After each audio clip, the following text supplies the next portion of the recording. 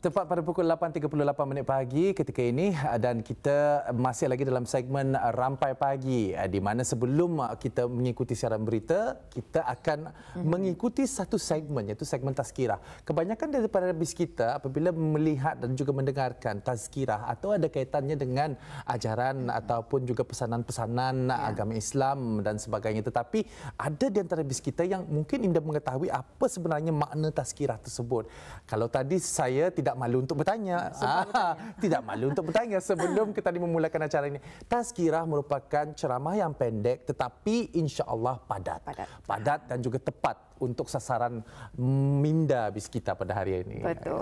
Jadi ini yang akan kita bawakan tadi tajuknya sebelum kita berdegakan iaitu duit itu rezeki, tapi rezeki tidak semestinya duit, bersama Yang Mulia Ustazah Nurhayati Haji Abdul Rahman. Assalamualaikum Ustazah. Waalaikumsalam warahmatullahi wabarakatuh. Sehat walafiat. Didoakan juga kita berdua pun dalam keadaan sehat dan sentiasa positif. Sentiasa diberikan rezeki. Amin. Rezeki kesihatan, rezeki ketanif bernafas, rezeki jodoh pertemuan. Amin. Tajuk kita duit itu memang keperluan kepentingan ketani. Tapi indah penyorang tadi ianya indah kekal. Jadi apa yang dimaksudkan di sebalik tajuk ini? Bismillahirrahmanirrahim. Alhamdulillahirabbil alamin wassalatu wassalamu ala asyrafil anbiya'i wal mursalin sayyidina Muhammad wa ala alihi wa sahbihi ajma'in. Assalamualaikum warahmatullahi wabarakatuh. Tajuk kita ni pada kali ini, tazkirah peringatan kita ni pada kali ini iaitu duit. Duit usin. Bila sabut usin ni tidak payah ditanya macam mana bentuknya, macam mana usulnya, warnanya, memang sudah terbayang dalam mata kita ni tu. Tahu kita ni. Jadinya duit ni memang sebenarnya dalam kehidupan kita ni ia adalah satu kenikmatan, benda yang memang penting. Untuk memudahkan urusan kita ni. Kan ke mana-mana, kan kerja guna duit. Betul. Hatta masuk jamban pun berguna usin juga. Keratas pun usin juga masa ni. Jadinya duit di sini ni memanglah satu kepentingan. Mungkin sebahagian orang akan anggap duit itu puncak kebahagiaan. Kebahagiaanku ni kalau banyak duit ni, happy ku ni. Tapi berapa lama kebahagiaan itu akan bertahan? Kalau sekiranya dah ada usin, bagi pasangan suami isteri lah.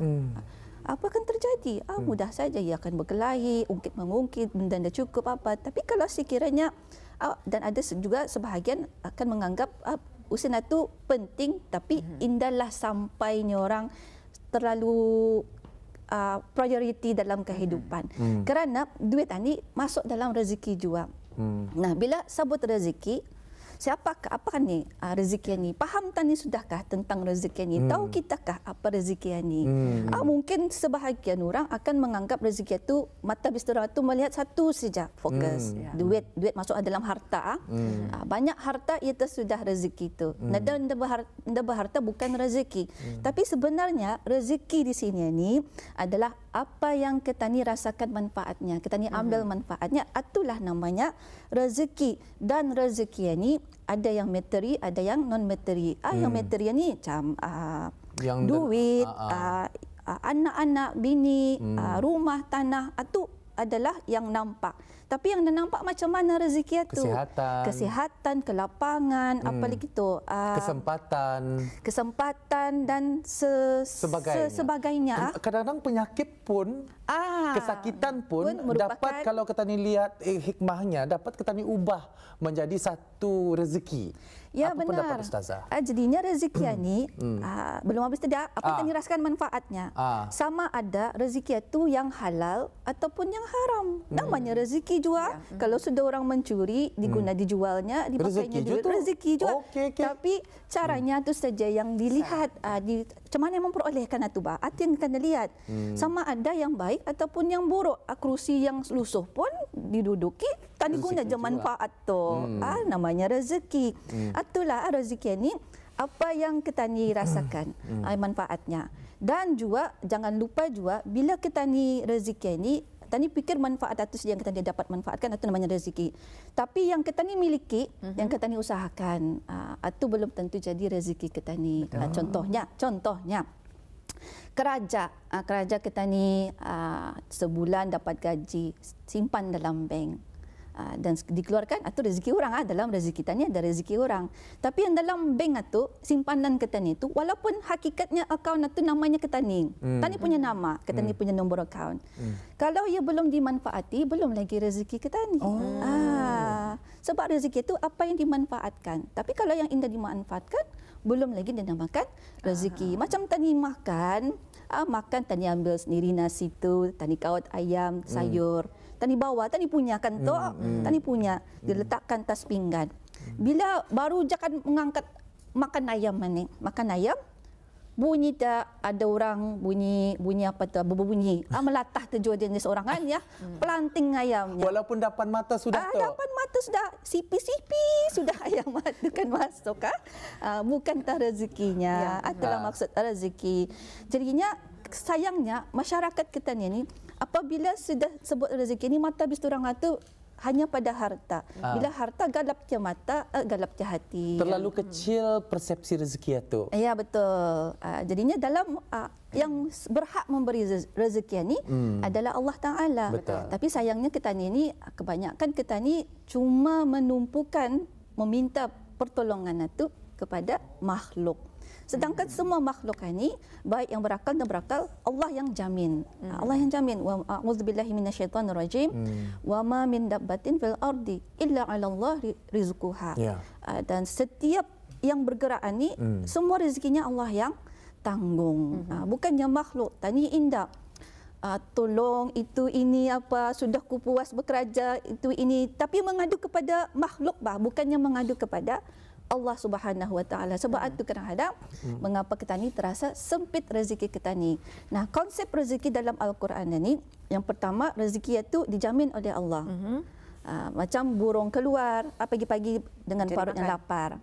Bila balik kekenyangan. Itu sudah ditanggung oleh Allah. Kemudian yang kedua, rezeki itu ia akan sempurna selagi kita ni masih bernyawa, selagi kita ni masih bernafas, selagi itu rezeki itu masih lagi diberikan. Tapi bila sudah kita ni tiada, dijemput oleh Allah Subhanahu Wa Taala, artinya rezeki itu sudah sempurna diberikan. Walaupun pada pandangan kasar kita ni, sian, belum sampai ya tinggal di rumah baruannya tu. Tapi sebenarnya artinya bukan rezekinya tu. Dia kata ni kita ni. Tapi Allah kata, Allah berfirman, sempurna sudah rezekinya tu.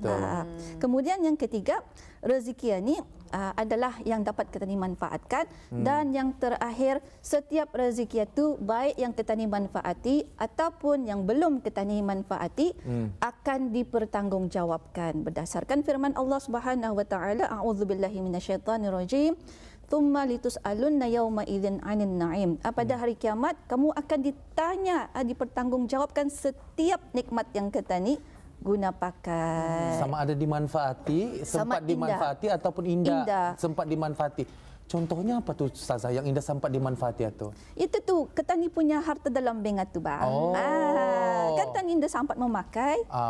Tapi itu tu kena tanya, macam mana kau memperolehi hartamu itu? Adakah engkau melakukan dengan kejujuran? Adakah engkau melaksanakan integriti? Adakah lurus cara kau mendapatkan rezekimu itu? Orang berjual, luruskah kau berjual itu? Ada kau membuyuk kata, tani mana tahu kan? Betul. Tani tahu bahawa rezeki itulah yang akan dipertanyakan nanti. Kemudian apabila apa yang dapat kita ni buat, kerana manusia ni rezeki ni Allah yang tanggung kan. Kita ni kan merupakan penjaga harta Allah sebenarnya. Allah yang punya. Tapi Allah salurkan rezekinya tu kepada setiap makhluk. Semua makhluk ampit. Cuma manusia ni lah yang akan ada lebihnya tak. Tapi manusia ni itu tu dengan rezeki yang tani terima tu, kita ni channelkan, salurkan kepada keluarkan zakat, keluarkan infak. Itulah cara yang betul. Tapi bila kita ni ada lebih tu, kita ni mau menchannelkan kepada zakat dan infak itu, tapi tani lebih kepada kepuasan hati kita ni. Jiran sebelah balik kereta, bang sebelah balik kereta kita ni. Jiran sebelah balik perabot baru, bang bagi perabot baru bang. Ada tu. Sebab tu Allah Taala, Nabi Muhammad sallallahu alaihi wasallam pesan, bila ada kita ni orang dalam keadaan yang susah, jangan melihat orang yang di atas. Tadi yang susah, lihat orang yang di bawah. Mungkin yang sahaja ada yang lebih dhaif keadaannya daripada kita ni. Sebab itu kena ada rasa syukur dan rasa qanaah. Dan selain kalau kita merasa sempit, berbalik kepada Allah Subhanahu Wa Taala. Di mana amalan-amalan pembuka rezeki kan banyak.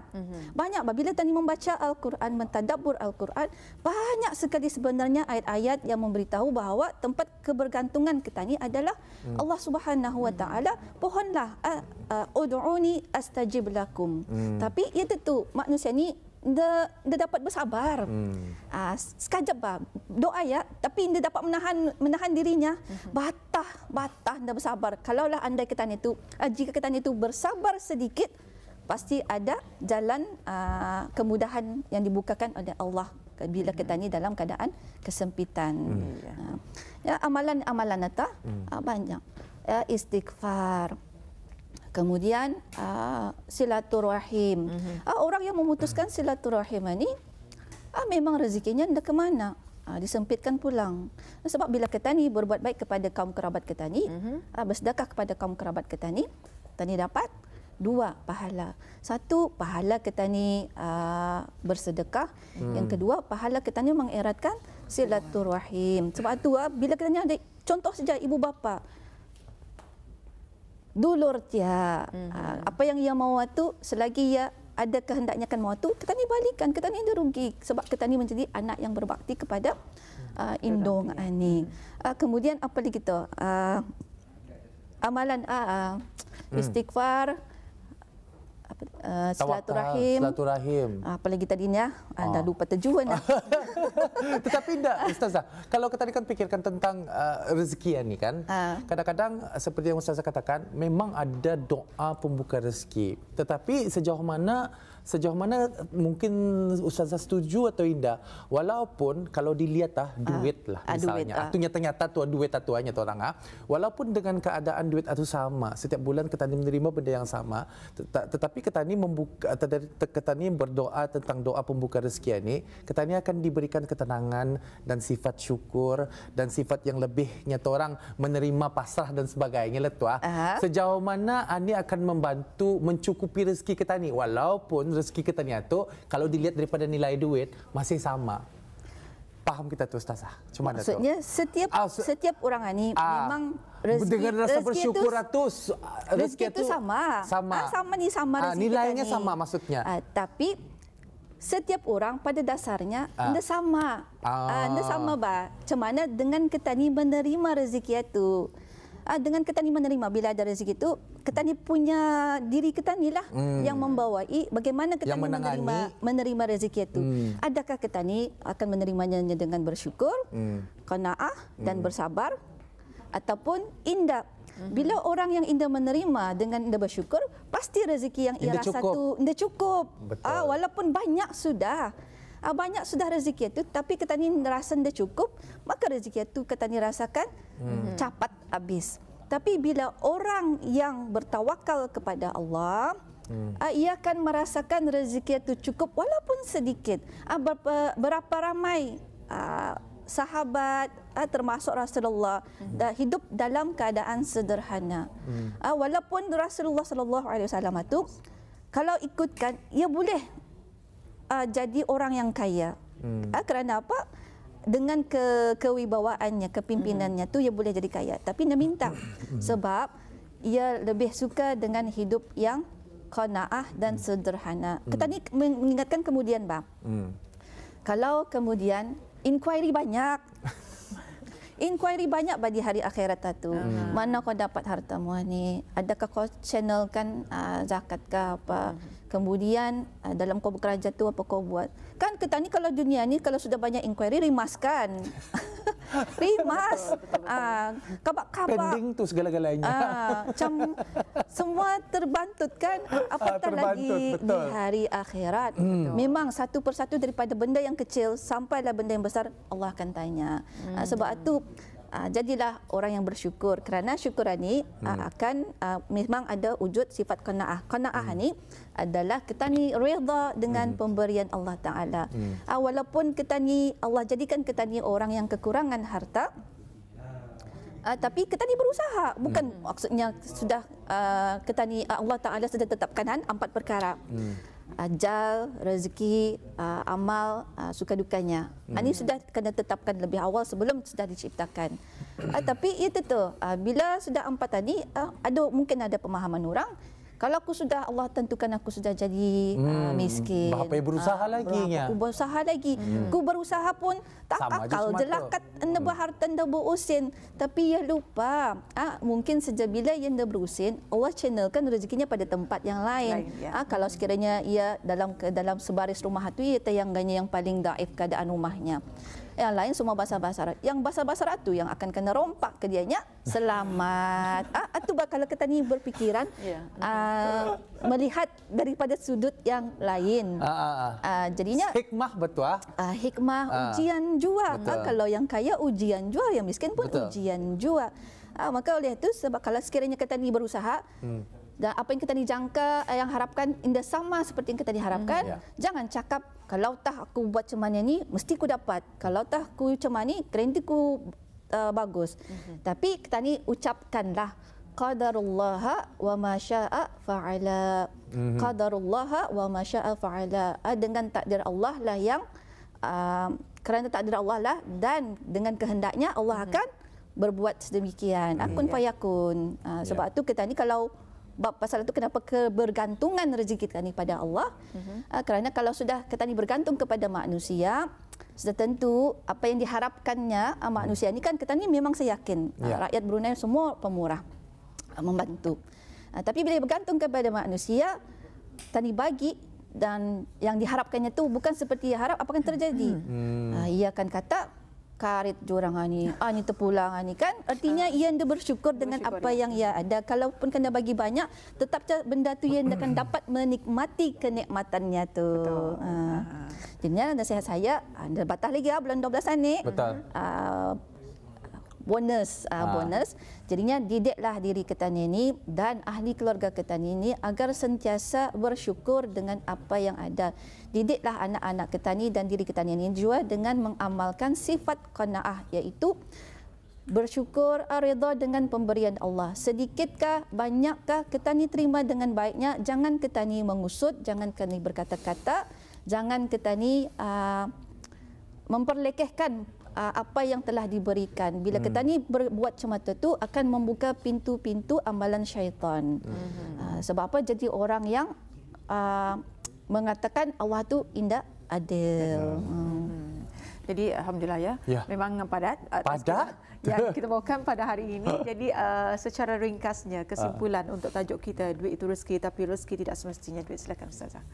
Okey, jadinya rezeki ini ia berunsurkan luas, walaupun walau di mana pun dalam keadaan kita ni susah ke senang, hendaklah kita ni mengamalkan sifat syukur dan qanaah agar kita ni merasa tenang dengan pemberian itu. Indah tani mengusut, indah kita ni berkata-kata dan ajarlah, didiklah keluarga kita ni agar mensyukuri nikmat Allah ni, kerana nikmat Allah ni terlalu banyak sehingga kan kita ni indah menyedari bahawa nikmat itu sudah kita ni guna pakai. Sebab itu orang yang bersyukur ni Allah akan tambah nikmatnya. La in syakartum la azidannakum. Kalau jika kamu bersyukur, aku akan tambah rezekiku kepada kamu. Dan kembalilah kita ni kepada Allah Subhanahu Wa Taala. Moga-moga setiap apa yang kita ni miliki itu kita ni jalankan dengan penuh amanah, kerana ia merupakan hak Allah dan kita ni cuma penjaganya buat sementara sahaja. Alhamdulillah. Jadi terbuka minda kita ni dan juga rasa terbuka luas. Ini merupakan satu ilmu sekarang tentang rezeki itu terbuka luas, sudah faham kita ni apa erti rezeki itu. Dan kita ucapkan ribuan terima kasih kepada Ustazah kita ni Sama-sama. Ustazah Nurhayati Haji Abdul Rahman, dan kita insya-Allah akan berjumpa lagi di segmen Tazkirah yang lain. Insya-Allah. Assalamualaikum Ustazah. Waalaikumsalam warahmatullahi wabarakatuh. Alhamdulillah